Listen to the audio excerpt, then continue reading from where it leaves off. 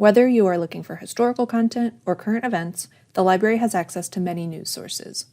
There's two ways to go about searching for news from the library. One is to search for news from different sources on one topic. Two is to search for a particular publication. To search for news on a topic, we'll start on the library homepage and use the Search All tab. I'll search for the COVID vaccine. And we get tens of thousands of results, but the search prioritizes academic or scholarly content, so you'll likely see journal articles and books before you see a link to newspaper results. For mostly news content, click that link. There's a link here at the bottom of the page of results, and also here on the left under content type. So let's look at this first result from the New York Times. I'll click Available Online, and then once this loads, I'll click the first option under Full Text Availability. This will take us to the article. Here at the top is the title of the article, the author, and the source. Right below you get the full text, and you'll notice that it's not formatted like a newspaper, right? There's no pictures or columns or advertisements, but it's all the same content. At the top right, you have the same options you would if this were an academic article. You can download the PDF, you can email it to yourself, and you can generate a citation. As always, you want to double check these citations to make sure they're correct. So let's go back to our results. Notice that there's not a lot of control here to make your search better.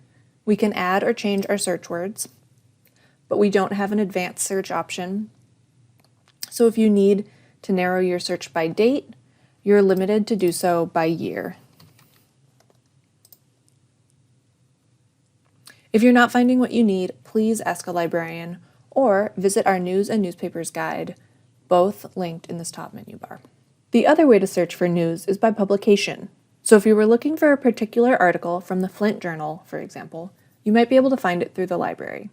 We'll go back to the homepage and this time click the Journal Titles tab on the search box. Here we search by title of the newspaper, not article title or author, so think Flint Journal or New York Times, Washington Post, etc. So I'll put Flint Journal. And great, it's the first result. It says there's 5 versions, which is okay. We're interested in the one that's available online.